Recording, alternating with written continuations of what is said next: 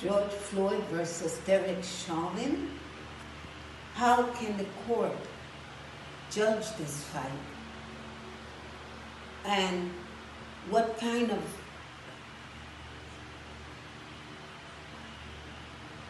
I have to take a second because it's painful to see a man die at the hands of a police officer, but it's more painful to hear him say, "I can't breathe."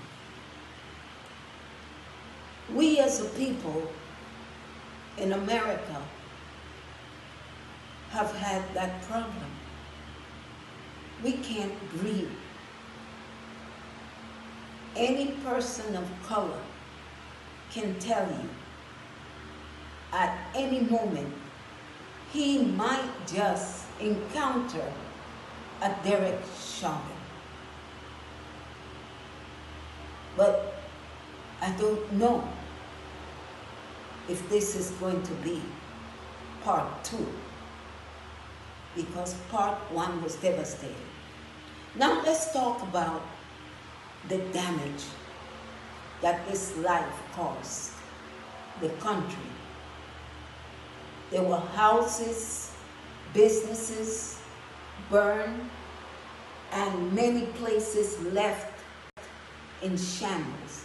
People had an uprising at the clear injustice that they saw. But no amount of property could bring back George Floyd's life. And the value of all those properties collectively can never pay for George Floyd's life. In scripture, George Floyd's creator, God, said, "Too costly is the soul of a man." And yes, George Floyd was not an African American, he was a man. George Floyd was and is a man.